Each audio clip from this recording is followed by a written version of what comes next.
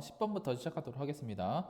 포물선 y는 2x제곱과 원 이것이 동시에 접하는 직선의 방정식을 구하여라 라고 했는데요. 자, 직선이니까 우리는 이 직선의 방정식을 y는 ax 플러스 b라고 놓을 수 있습니다. 그런데 이것이 포물선과 접함으로 일단은 포물선에 대입을 했을 때, 즉 ax 플러스 b는 2x제곱이 나오고, 자, 이것의 판별식이 0이 나와야 돼요. 일단 여기서 한 가지 힌트가 나옵니다. 두 번째.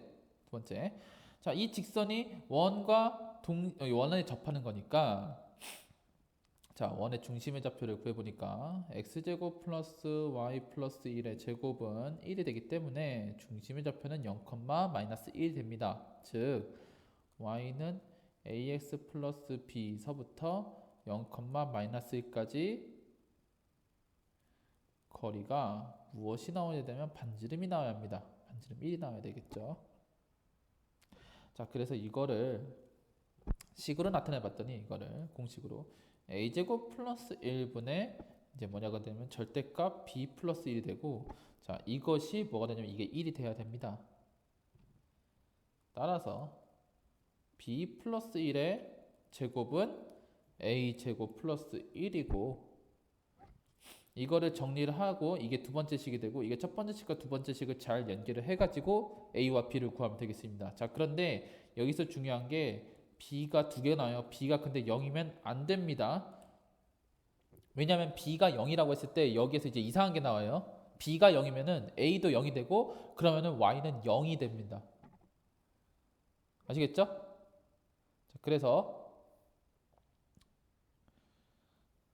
y는 0이 되는데, 어찌됐든 그래서 b는 0이 아닙니다. b는 0이 아니어야 됩니다. 자, 다음 11번. 두 원의 공통 접선에 대하여, 자, 이런 식으로 문제가 나와 있는데 공통 외접선과 공통 내접선이란 말이 나와요. 그러니까 뭐냐면은 공통 외접선은 먼저 두 원이 있을 때, 두 원이, 자, 이런 식으로 되어 있을 때, 자, 이런 접선을 공통 외접선이라 합니다. 그리고 이런 거를 공통 내접선이라고 하죠. 이때 공통 내접선과 공통 외접선의 두 접점 사이의 거리를 구하는 건데, 자, 공통 외접선부터 설명해 볼게요. 공통 외접선은 여기서 반지름 이렇게, 자, 수직으로 이렇게 그은 다음에 여기서 피타고라스 성질을 이용하면 됩니다. 피타고라스 정리. 예, 여기요. 피타고라스 정리. 우리가 구하고 싶은 건 얘인데 이걸 피타고라스 정리로 풀면 되겠습니다. 그런데 이게 비슷한 게 공통 내접선도 마찬가지예요. 공통 내접선은 어떻게 하냐면 이것도 피타고라스인데, 여기 이렇게 점을 찍고 이렇게 선분을 이어보겠습니다. 이때 여기를 조금 더 연장하고 이런 식으로 만들게요. 여기 길이가 똑같도록. 그럼 무엇을 생각할 수 있냐? 여기가 직각이 되고 이렇게 돼서 이런 직각삼각형을 만들 수 있고, 이 직각삼각형을 피타고라스 정리로 풀면 되겠습니다. 아시겠죠? 여기는 이제 작은 원의 반지름, 여기 큰 원의 반지름 이렇게 나오는 거고요. 공통 내접선은 이제 이쪽도 이렇게 있을 수 있는데 이쪽도 상황은 똑같습니다. 공통 외접선도 마찬가지죠. 이렇게. 그래서 실제로 그 원이 이렇게 떨어져 있을 때는 공통 내접선 두 개와 공통 외접선 두 개, 내접선 두 개, 외접선 두 개, 이렇게 총 4개의 접선을 그을 수 있습니다. 이건 성질 중 하나인데, 일단은 공통 내접선과 공통 외접선에서 두 저점 사이의 거리를 구할 때는 피타고라스 정리를 쓴다. 그림을 그려놓고 피타고라스 정리를 쓴다라는 사실 기억하시면 되겠습니다. 다음 12번. x축에 접하는 서로 다른 두 원이 이렇게 만날 때 두 원의 중심을 지나는 직선과 공통 외접선의 교점의 좌표를 구하라 라고 되어 있네요. 근데 x축에 접하는 서로 다른 두 원이라고 했기 때문에 우리 공통 외접선을 x축이라고 할 수 있어요. x축. 이렇게 놓고 풀 수 있습니다. 이때 무엇이 필요하냐면 두 원의 중심을 지나는 직선이라고 했는데 두 원의 중심을 지나는 직선이라는 거는 바로 이것과 이것의 수직 이등분선이겠죠. 그러니까 선분 AB의 수직 이등분선의 방정식을 구해야 됩니다. 근데 x축이라는 거는 이거는 y는 0이라는 거고 여기서도 무언가 나오겠죠. y는 어쩌고 저쩌고 나올 겁니다. 이거랑 연립해서 풀면 돼요.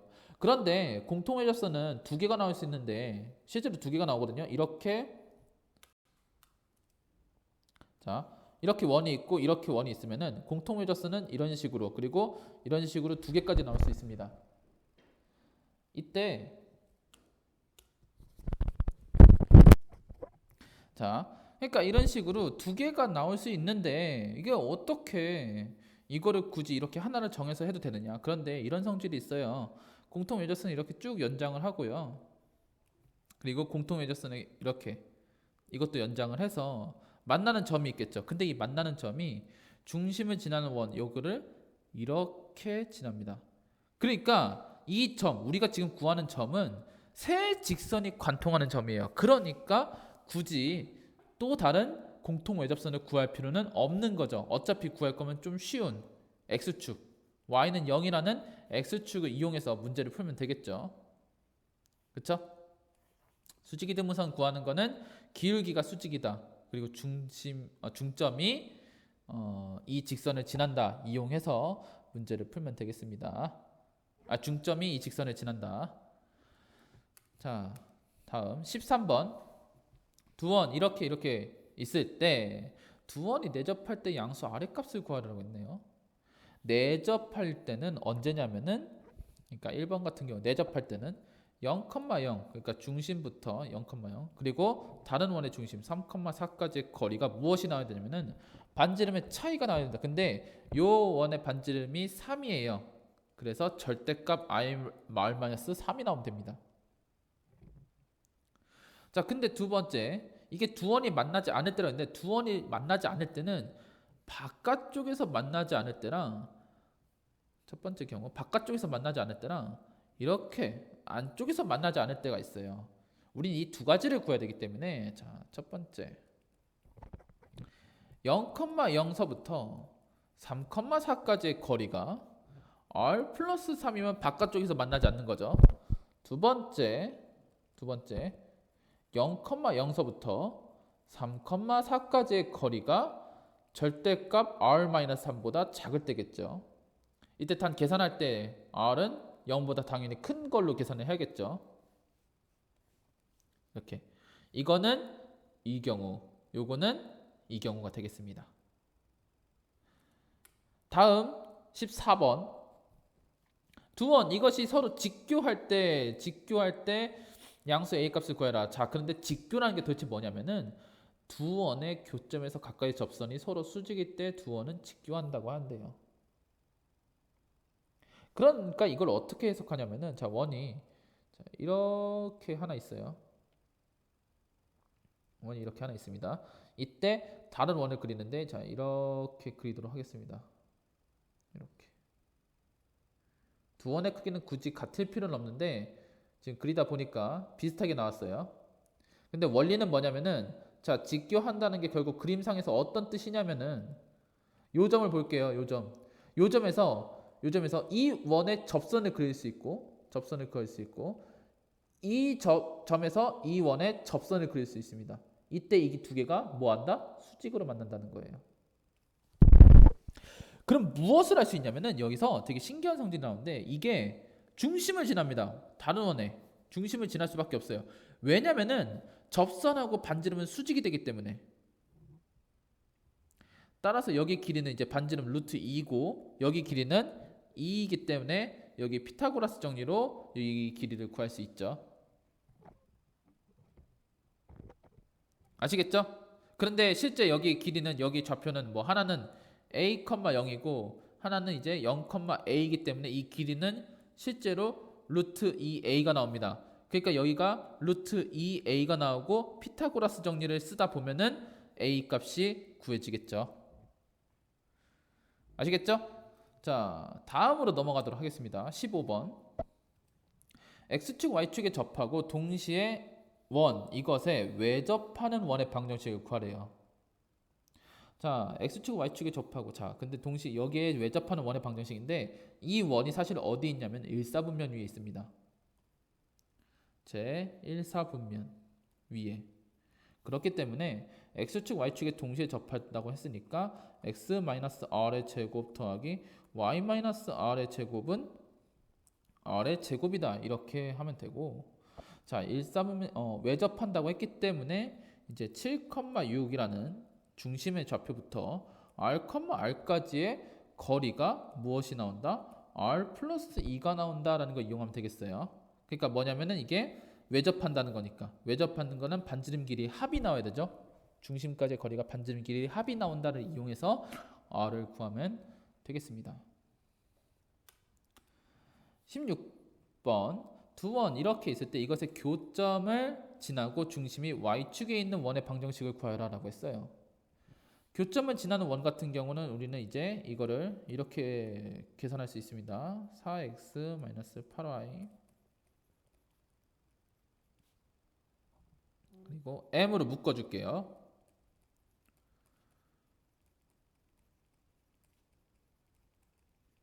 이것이 바로 교점을 지나는 원의 방정식이 되겠습니다. 이때 m은 당연히 마이너스 1이 아니겠죠. 이때 중심이 어디 있어야 되는? 중심이 y축에 있어야 된대요. 그 말은 이게 되게 중요한 사실인데 바로 여기서 x의 개수가 무엇이 돼야 된다? 0이 돼야 된다는 거죠. 왜? 중심의 x좌표가 0이라는 거니까.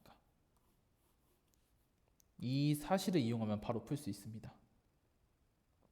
여기에서 이제 무엇이 나오냐면 m의 값이 나오겠죠.